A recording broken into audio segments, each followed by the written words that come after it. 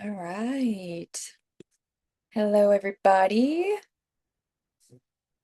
Welcome in. One of these days, I'm going to figure out something to have going while people are coming in so that it's more entertaining than me just saying hello multiple times. But hello. Hello to all of you who are joining us. Um, for those of you who did join us last week, welcome back. For those of you who are joining us for the first time, welcome. Um, I'm going to give it a minute or two, per usual, to let some folks join. And while we are doing that, go ahead and drop in the chat the usual. So, name, organization, and your role. It's always nice to get a feel for who's in the room with us while we give it a minute or two for everyone to join. Bum, bum. Let's see who we got here. All right. Hello. Hi, Beth. Hi, Chad. Hello, Kelsey. Caroline, it looks like you're under Megan's name. Interesting. All right. Okay. Again, welcome in. So this is session 2 of the year in between. So last month we did a series that was all about membership, focusing on the membership life cycle, right? So we talked about recruitment, onboarding, renewals, and win backs. And we got really good feedback. So we decided why not continue doing a series. And so this year, or for this series, we are doing what's called the year in between. So we're focused on the time from when a member joins or rejoins or renews, whatever it may be, and the time of their next renewal. So the really it's focusing on engaging people within the year of membership. So if you were here last week, can you go ahead and drop in a yes? And if you were not, go ahead and drop in a no. Either way, I will give a quick refresher. But today, the focus is, all right, we've got like a 50-50 mix. Actually, I think we've got more no's than anything. Okay, cool. That's fine. I'll give you guys a quick refresher anyways. Before we do that, as per usual, we're going to start off with some introductions. So for those of you who do not already know me, my name is Brittany. I'm the Senior Marketing Manager here at PropFuel. If you are wondering how I got here to speak to all of you, so prior to joining the PropFuel team, I spent about a decade in associations in membership and marketing roles. So all of the things that I speak to in webinars are really from experience. At the same time, I now also have the unique opportunity to stay connected to being on the vendor side of things. I have this unique opportunity to stay connected to the space and really continue learning from all of our clients, what they're doing, how their members are responding, etc., which is a really fun place to be. It really like broadens my perspective on things that are happening in the membership space now, and it allows me to stay connected to the things that are really like near and dear to my heart, which is all membership related things. So last week, again, we're still on this introduction train. Last week, I did something a little bit different. And before introducing PropFuel, I asked all of the attendees what PropFuel was. And these were just a few of their responses. And I couldn't help but share them because I absolutely love them. And I can 1000% say I'm being 1000% honest with you that these were not seated. These were literally off the cuff. So we've got the best thing since sliced bread when it comes to finding out what your members need, which I'm trying to use as our new tagline and use bread as our mascot. That would be kind of cool. Replace the fuel can. Um, it's a great source of information. It's one of the things that I loved is that it was a client and said that they paid for 2 years of PropFuel with their first win back campaign, which I think again is awesome. Anyways, for those of you, let's go ahead and do this as well. If you are familiar with PropFuel or a client, say yes, client. If you're familiar with PropFuel and you are not a client, say yes, not client. And if you are not familiar with PropFuel at all, say don't know it. All right. This is, again, helpful for me to better understand like how I'm speaking to certain things throughout the webinar. So we've got a decent amount of clients. We've got, don't know it, Jason, welcome. Kelly, welcome. Holy moly, this is so fun. Okay, so quick word on who we are.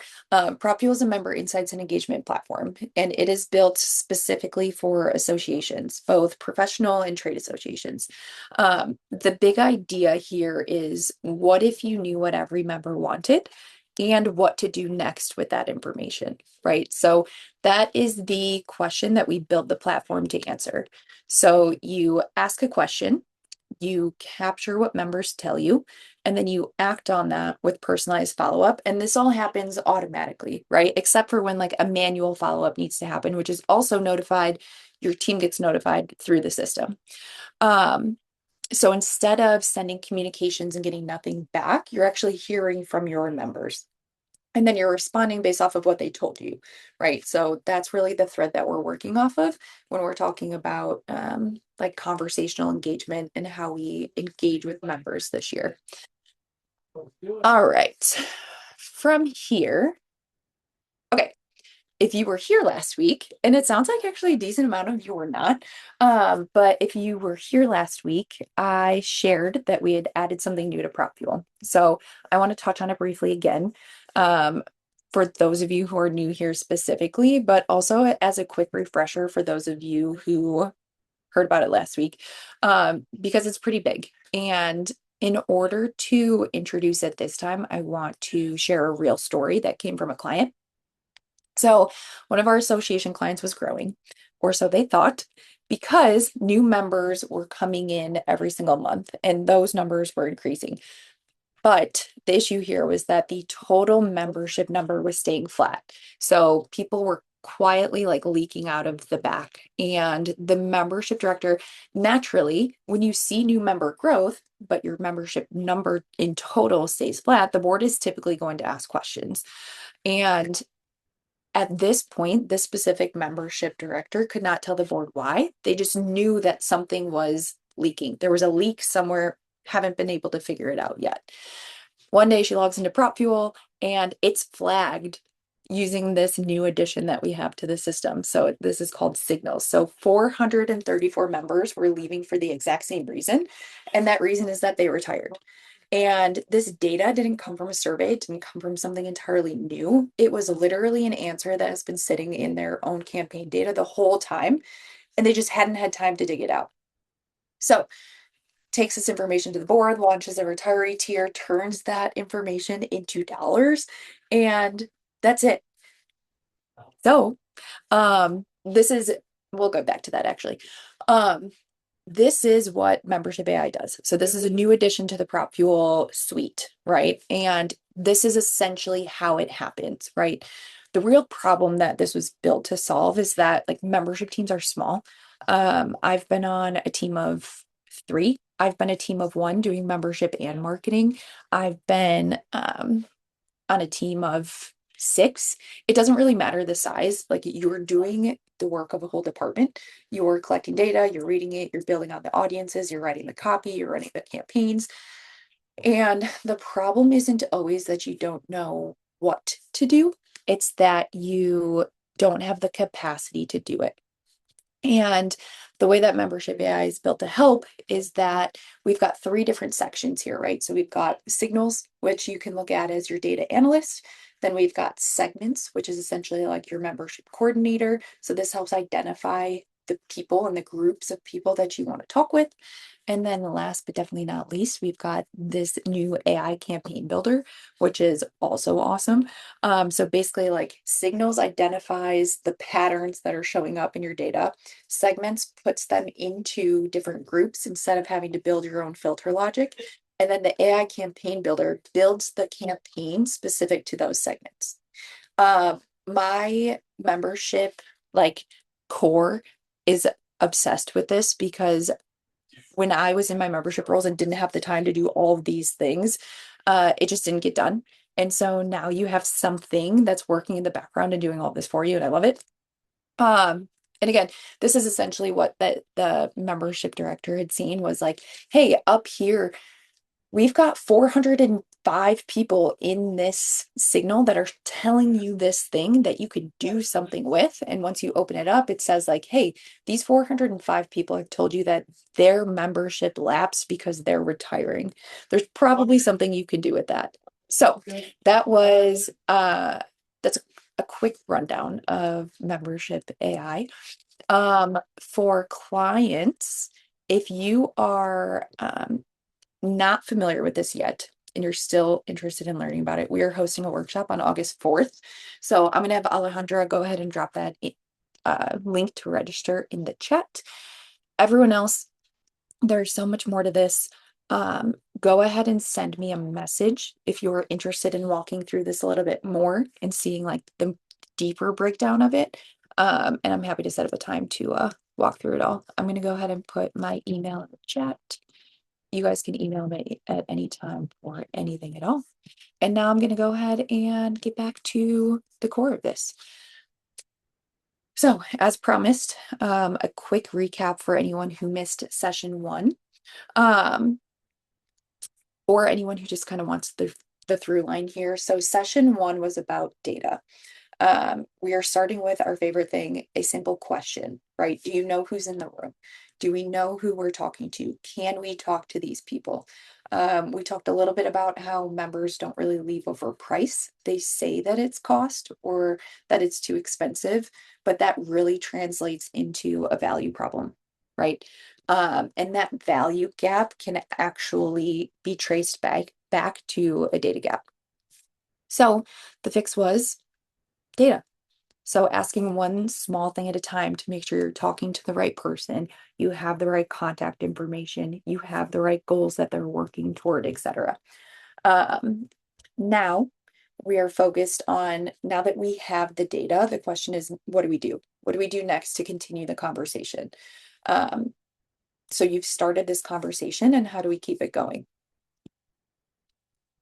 Before we go further, go ahead and drop in the chat, are you engaging with members past their first year? Yes, no, or we're kind of working on it. Let's see what people have to say. We try. Okay. For those of you saying yes, what are you doing to engage with those members? Let's make this a little bit of a combo. Working on it, working on it. Okay, so it looks like Jennifer is saying not in any way other than marketing. So again, so primarily like telling, which is okay. That's what regular emails highlighting benefits. And anyone else want to share what they're doing too? We're starting a second year. Awesome, Christy. Love to hear that. Okay, short surveys from John. Work on a year 2+ nurture campaign. Love it. Okay, so this is going to be helpful for you all because we're going to show some examples of that down the road. But sending emails. Okay, so a lot of emails. Is anyone doing anything beyond emails? That would be a very curious question for me. Okay, so let's get into it, right? The setup here is relatively simple. When it comes to continuing the engagement with members, one way to look at it is really like re-onboarding a member. So we know that when it comes to onboarding, that's the one time that most of us really try to have a real conversation with a new member. And I think there are some organizations that do it beautifully. You've got months of like guided questions, you've got real back and forth. By the end of year 1, you genuinely know that person. For others, onboarding might be a bit simpler. So it might be just a welcome email, maybe a very short series of like telling, and then we move on. But the thing is, whether it's months or just a couple of emails, it has an end date, right? And the questions stop, and that's where the problems start. And that's because, again, like we're focused here on that year in between. For members beyond onboarding, when the questions stop, you stop really engaging with members and start just kind of talking at them. And that's when they start to lose interest. We're not really going to focus on the onboarding piece of it, but we did cover that in the last series. If you would like the recording to that, go ahead and email me. For those of you who do not want to go through the chat to figure out what my email is, I'm going to drop it here again. But if you want the recording to the onboarding webinar, go ahead and again, send me a note and I'm happy to send that to you. But again, we're focused on the re-onboarding. What are we asking once we have that basic information? So whatever your onboarding looked like, whether again, months of it or a couple of emails, once it wraps, then that asking stops. And the shift is entirely to this like tell, right? So a lot of you had said like, okay, we're sending emails, we're sending out notifications about events that we're having, we're sending out our newsletters, and that's all like telling the members things, which is good. You still want to keep them updated on the things that you're doing and the offerings that you have. But what are you learning about them after that first year? If you are not learning anything, it's going to be really hard to keep them throughout year 2, 3, 4, 5, etc. So here we are. And what makes it worse is really like whatever you learned about the member in year one, whether it's a lot or a little, that's kind of frozen now, right? You are stuck, you have the data from that member from that first year, and you don't know if something's changed. The goals that I have right now are very different than goals that I had 2, 3, 4 years ago, even a year ago. Um, And if I'm part of an association and they're not asking me that, they're going to continue sending me things that are again irrelevant, and I'm going to eventually start tuning out. So what you've gained in onboarding is a great starting point. We want to make sure that that stays current. So a year or two later, if they've got a new job, they've got new priorities, they've got new problems they're trying to solve, you want to be able to identify that, because the members that are most likely to walk are the ones that you haven't heard from or the ones that you haven't asked for more information from, right? So let's go ahead and do this. While we solved some of this in that first session, again, gathering some general information about the member, the important thing is having that continuous conversation and knowing that that's what this is. Uh, I think sometimes it's very easy for associations to get a member and even get them on for year two and then be like, okay, so now that we've covered year 1 and 2, they're just going to stay with us. But again, whether it's year 2 or year 10 or year 20, there needs to be some type of feedback loop and conversation that you're having with your members if you want to keep them for that next year.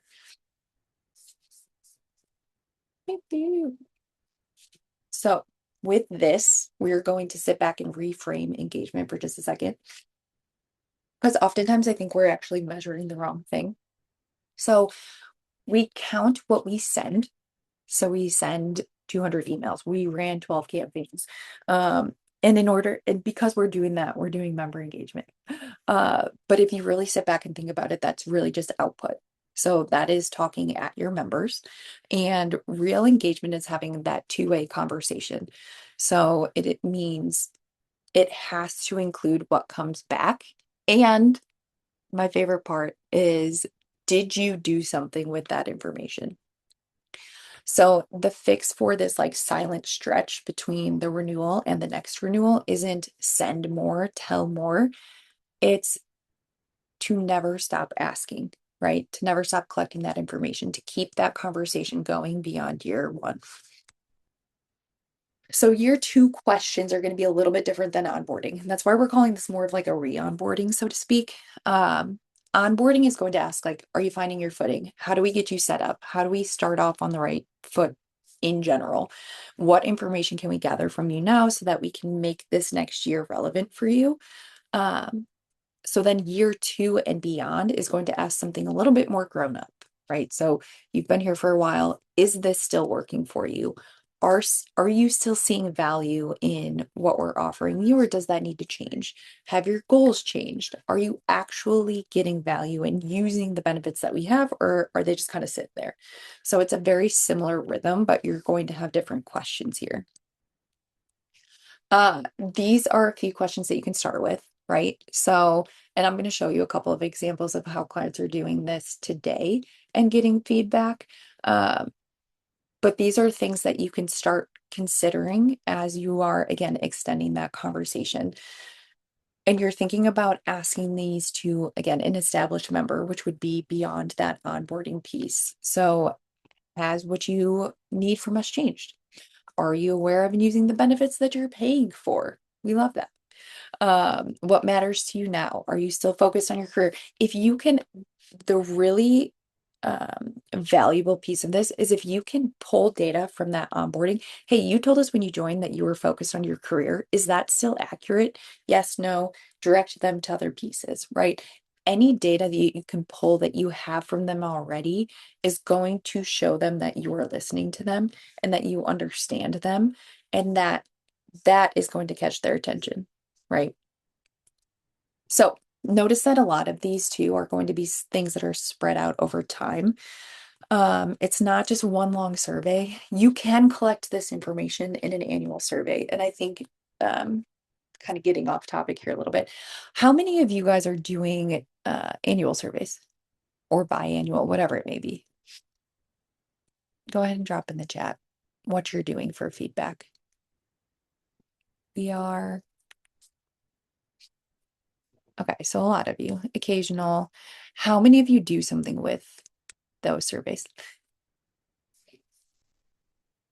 Does anyone? We should try that. Try what? Are you, Christy, are you saying you should try doing surveys? Is anyone, so for those of you who are doing surveys, are you guys doing anything with the data? Or are you just essentially like reading it and then sharing it with the board and moving on? Update education, perfect. Awesome. So annual surveys are great.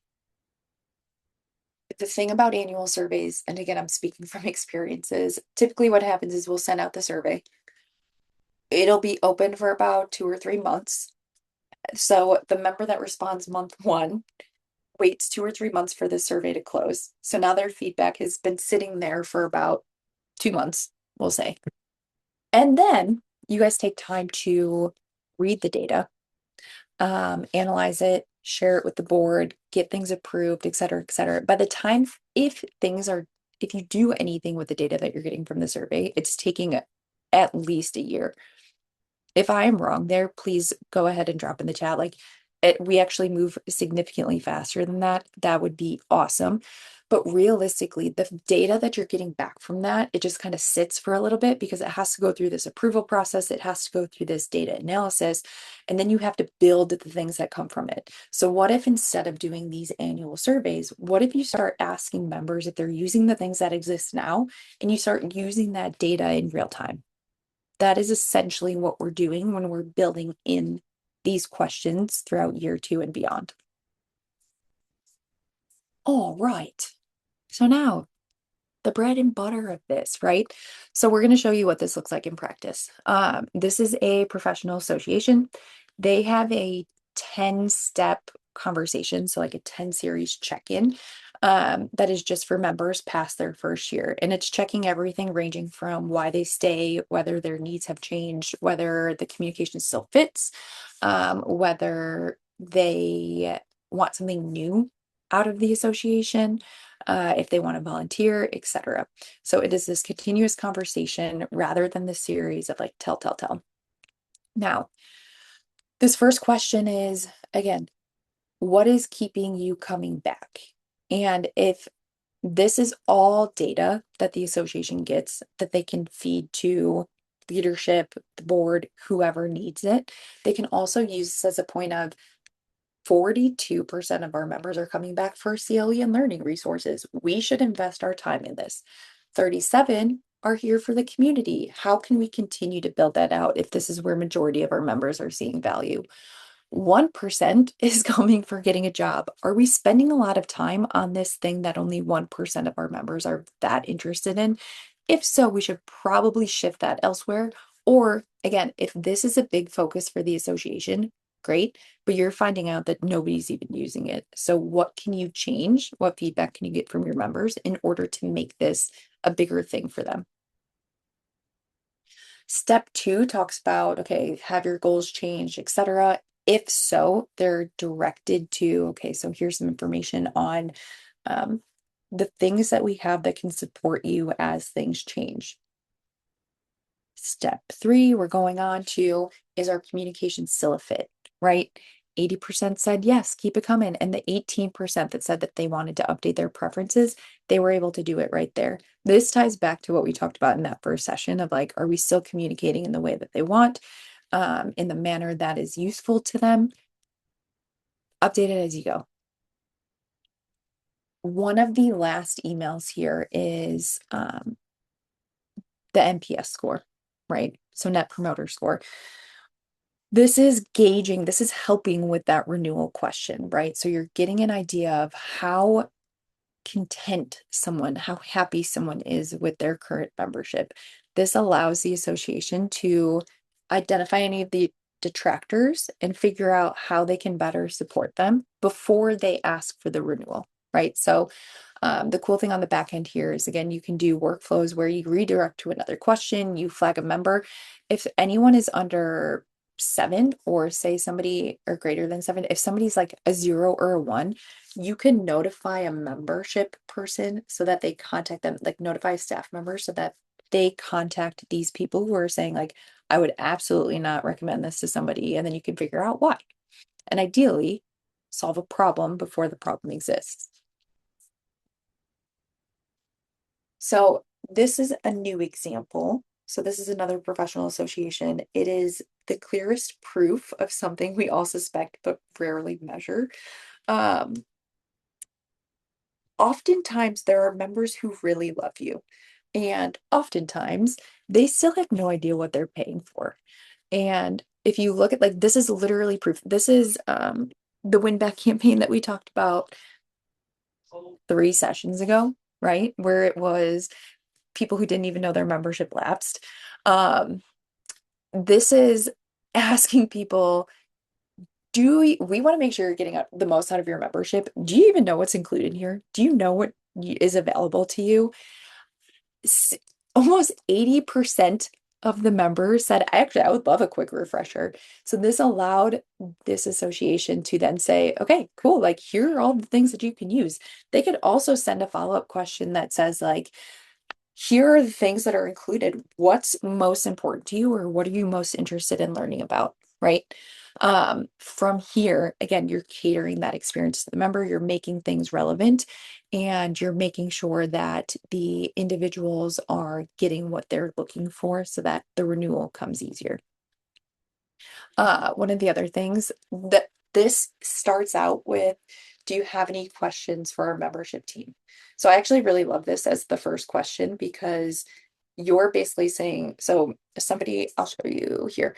The way that it works is, say somebody renews, right? They're enrolled in the campaign. So one day later, they're asked, do you have any questions for the membership team? Let's just surface that now.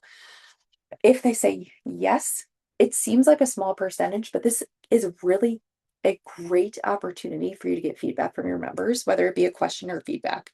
So while only 15% of the people said yes, the feedback that the association got from this, basically members were asking for their membership number or help logging in, which is good. You're seeing that members are using their information. There was an issue that popped up that nobody knew about. So there were diplomas missing from online profiles. So that was a problem that was able to be fixed. Requests for hard copy certificates came up, years of service pins for milestones. So again, members were able to share what they were missing, what they wanted, so that the association can make the membership more relevant to these people. There were suggestions on how to improve processes to better reflect where the industry is going, questions about upcoming events for the annual conference, retired members asking for ways to stay involved with the community. All great data. None of it came from a survey. All of it came from just asking this single question after they renewed so that we could give members what they were looking for right away. And then just to see how that flow goes. So this is, again, to give you guys some ideas of how do we keep this conversation going throughout year 1 and 2, or 2+. So do you have any questions from us? If so, be able to answer those. We want to make sure that you are getting the most out of your membership. That was the first example that I showed. Do you understand your member benefits? Do you know what you're paying for? And then it goes on to kind of some of the data questions that we also covered last time. So what's your top career priority this year? How do we connect you to the resources that we have for that? And then it just continues to go on. What type of education do you want to see? What community do you identify with most? What member benefits have been most valuable? These are all questions that give you an opportunity to learn more about the member, get data on what members are looking for, and give them a more relevant experience to keep them longer term. Okay. I am realizing that we are pretty much at time. I'm going to keep going. So if you need to jump, no offense taken, we're going to send out the recording.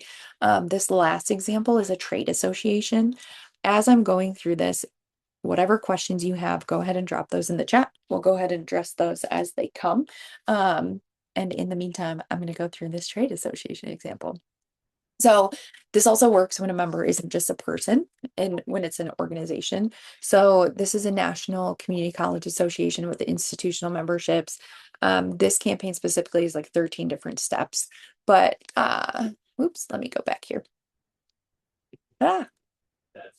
Okay. And this is aimed at the organization, right? So like, what does your institution want from us? How mature is your program? Do you need help adding people to the membership? So you're going to talk with trade associations a bit differently, or the primary contact of trade associations a bit differently than you would an individual person. So for example, here's a question that you would only ask an organizational member. Do you need help identifying people to add to your membership? 42% said no. That's great feedback. They're all set. 40% said yes, I need help adding more people. That's great because the more people that are a part of the membership, the more valuable it is to the organization, the more value the association is offering to the community as a whole, right? For those of them that needed to update the information, the immediate follow-up, the immediate next step was, okay, here's the information that you need to share, and here's how you can add these people. Another example, this can go both for individuals and trade organizations, but how do you want to learn? Asking people like, again, what's a way that we can make your learning more valuable to you? Anyone who said webinars and events would take them right to the webinar schedule and a reminder of like, hey, all of this stuff is free to you as a member. So again, it's continuing that conversation, making sure that what the member is engaging with is relevant to them and what they're looking for, and moving on from there. So what does this type of recurring conversation actually get you, right? This is 5 things that you didn't really have before. 1, you get to close the benefit gaps so people start using what they're paying for. 2, your member data is staying current instead of frozen. 3, you're catching this drifting early while you can still do something about it before the renewal comes. You're getting a real NPS score. You're getting real testimonials that you can use in marketing materials. And then you're also building a pipeline. Some of these questions bleed into like, do you want to volunteer? How do you want to get more involved with the association? So you're building this pipeline of people that can continue to support your community. All right. So again, this is really just tying in like how some of the questions become, how do I do this with such a small team or with no time? And it's like, will you find the resources and the tools that support you in getting this done? So how do you read 17,000 answers? You don't, and not by hand at least. And that's where, again, like things like AI and AI specifically in PropFuel, for example, signals, that's where this comes in. Like, find something that will help you watch all of this and surface the members that are going quiet or the members that need assistance, whatever that may be. Members who are retiring and could actually still be a part of the community. They just didn't know you had a retired membership option. Find a way to find those people and figure out what they're looking for. From there, this is a very specific membership AI use case again. Segments is what helps you instantly pull those lists that matter, right? So everyone who hasn't engaged in 90 days, everyone who said that they're not aware of benefit, we're going to surface that, and then we're going to build a list so that we can then build a campaign. If you want to see how this works, as signals, segments, and then the AI campaign builder, again, go ahead and send me a note. The way that this is going to work is anyone who is not a current client, if you would like to see how this works, we've got $200 for you. that would either be in an Airbnb credit, a gift card, or a gift card of your choice, or AirPods. So go ahead and send me a note. Happy to set up a time to chat with you about this. And we can dig into it a little bit further. Now, the real takeaways here, we've got 3 things that you can do this week. 1, pick your year 2 plus audience. So everyone that is past year 1. And then figure out who you need to talk to. From there, you're going to write 3 questions that you haven't asked them yet, or that might have changed since onboarding. And then from there, you're going to start this recurring message of gathering feedback from them. These, like, 1 small question a month beats 1 year of silence, right? These are small moves that compound over time. All right, this is what I'm going to leave you with here. So getting to know your members here, the data foundation from session 1 gives you that first real picture of who they are, but that picture can go stale if you don't keep things current, right? So year 2 plus engagement is really how you're going to keep that current and how you're going to keep the relationship a bit warm. So that when the renewal comes around, it's not this cold ask out of nowhere. It's more of a formality, and you continue asking. You stop losing the people who you never even saw slipping away. So that brings us on to session 3. So next week, we're going to focus on events. I think one thing that we forget is that your event is such a big opportunity to listen to both members and prospects, the needs that they have, and ways that you can continue to just serve them, again, beyond year 1. So if you would like to attend that, we're going to send a follow-up email with all of the details, but that'll be next week. And that's all I have for you today. Any questions? Go ahead and drop those in the chat. Knowing that we are past time, what do we got? Any questions? You're welcome, Ben.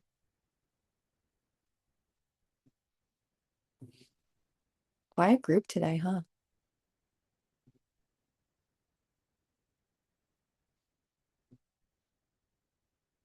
All right.